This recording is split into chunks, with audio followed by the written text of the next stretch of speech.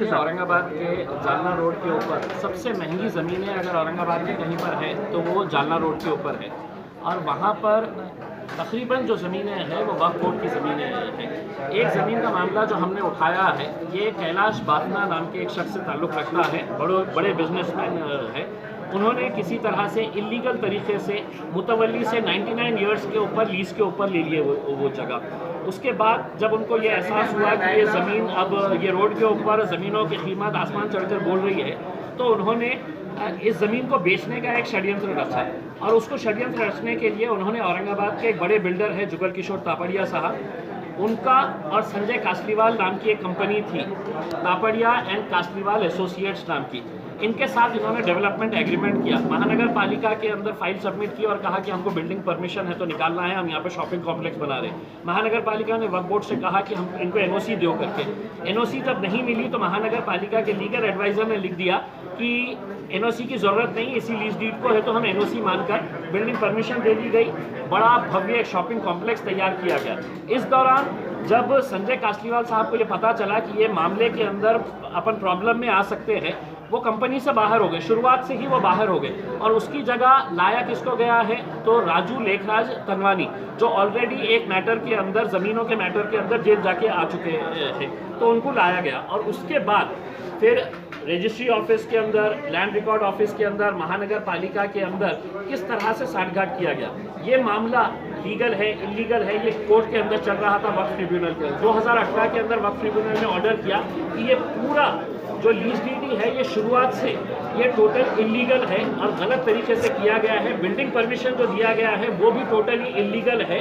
और यहाँ तक ट्रिब्यूनल ने कहा कि आप ये जजमेंट की कॉपी रजिस्ट्री ऑफिस को दें और रजिस्ट्री ऑफिस को ताकीद की जाए कि किसी भी तरह की कोई भी इस ज़मीन के ताल्लुक से कोई सेल डील नहीं होनी चाहिए, कोई एग्रीमेंट नहीं साइन होना चाहिए करके।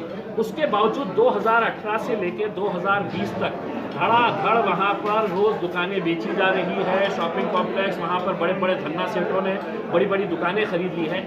हमारा एक अनुमान है कि ये पूरा 100 करोड़ रुपए के करीब का मामला है।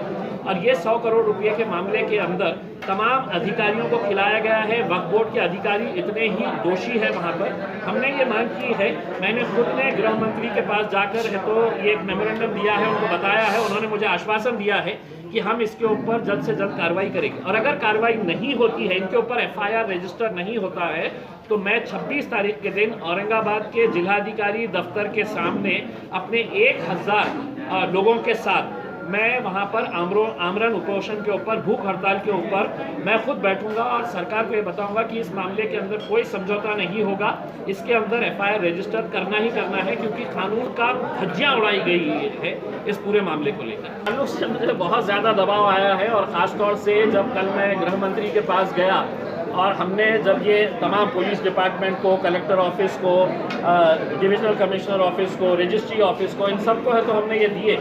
कल रात से ही मेरे ऊपर बहुत दबाव, बड़े बड़े दिग्गज लोगों का प्रेशर आ रहा था कि ये मामले को हमने उठाना नहीं चाहिए। हैरानी की बात यह है कि जिस वक्फ बोर्ड की ज़मीन, अगर आप देखेंगे, अगर ये इसके ऊपर देखें कि कितना बड़ा कॉम्प्लेक्स है, ये ज़मीन जो है वो बेवाओं की है, यतीमों की है, गरीबों की है, और उसके ऊपर धन्ना सेठ मज़ा कर रहे हैं। और वक्फ बोर्ड को इसके बदले में क्या मिला? इन्होंने तो 100 करोड़ रुपये कमा लिए, लेकिन आपको हैरानी होगी ये सुनकर कि वक्फ बोर्ड को इसके बदले में कितने पैसे मिले, तो महज 1.5 लाख रुपये, 1,50,000 रुपये दिए गए हैं, रिकॉर्ड के अंदर है। उन्होंने कहा कि आप इसके ऊपर बना लीजिएगा जो बनाना है, हमारे को 6 लाख रुपया आपने दे देने का। तो 6 लाख रुपये में से 4.5 लाख रुपये जो मुतवल्ली साहब हैं, जो ये समझ रहे थे कि ये ज़मीन मेरे बाप की है, तो उन्होंने 4.5 लाख रुपये रख लिए और वक्फ बोर्ड ने कहा कि नहीं, हमको 1.5 लाख रुपये दे डालो। तो ये आप सोचिएगा कि 1.5 लाख रुपये वक्फ बोर्ड को मिले और 100 करोड़ रुपये है तो ये धन्ना सेठा कमा रहे हैं। ये सबको गिरफ्तार होना साहब, और जब तक ये गिरफ्तार नहीं होंगे हम चैन से नहीं।